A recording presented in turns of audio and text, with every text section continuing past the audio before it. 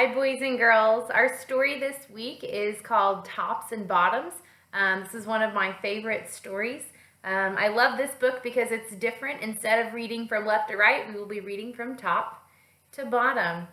Today we're going to be practicing the reading strategy predicting.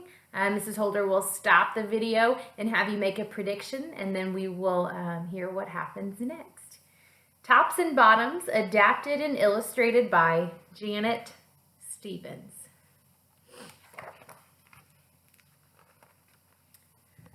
Once upon a time, there lived a very lazy bear who had lots of money and lots of land. His father had been a hard worker and a smart business bear, and he had given all of his wealth to his son. But all Bear wanted to do was sleep.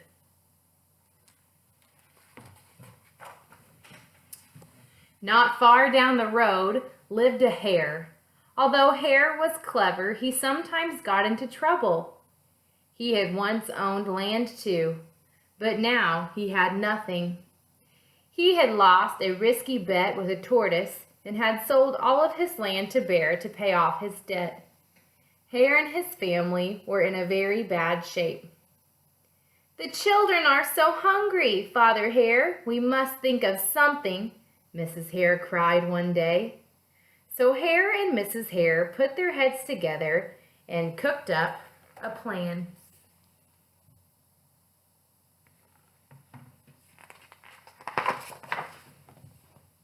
The next day, Hare hopped down the road to Bear's house. Bear, of course, was asleep. "Hello, Bear, wake up! It's your neighbor, Hare. And I have an idea." Bear opened one eye and he grunted. "We can be business partners," Hare said. "All we need is this field right here in front of your house. I'll do all the hard work of planting and harvesting, and we can split the profit right down the middle." "Yes, sir, Bear. We're in this together. I'll work and you sleep." "Huh?" said Bear. "So what will it be, Bear?" asked Hare. "The top half or the bottom half? It's up to you. Tops or bottoms?" Let's see," Bear said with a yawn. "I'll take the top half, Hare. Yeah, I'll take the top." Hare smiled. "That's a done deal, Bear."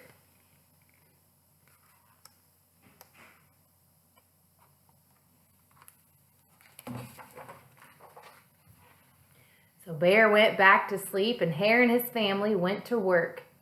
Hare planted, Mrs. Hare watered, and everyone weeded.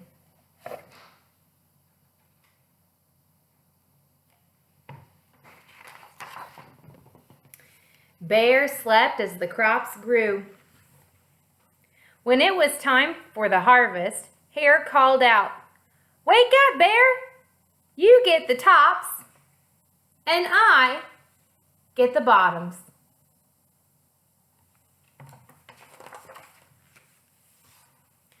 Hare and his family dug up the carrots, the radishes, and the beets.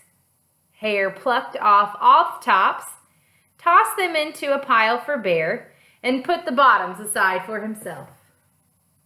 So there's Bear. He gets all the tops, and Hare and his family get all the bottoms.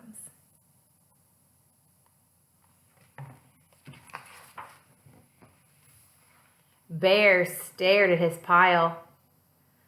"But Hare, all the best parts are in your half." "Well, you chose the tops, Bear," Hare said. "Now, Hare, you've tricked me. You plant this field again, and this season I want the bottoms." So Hare agreed. "It's a done deal, Bear."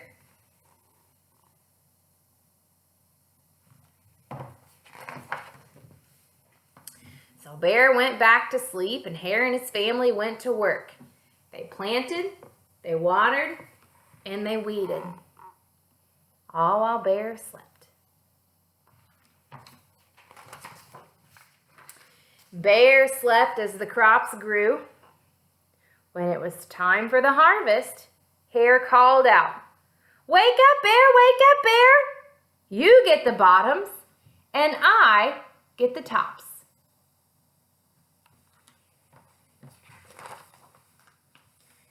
Hare and his family gathered up the lettuce, the broccoli, and the celery. Hare pulled off the bottoms for Bear and put the tops in his own pile. So there's Hare and his family. They've got all the tops this time. And then Bear gets all the bottoms, the roots.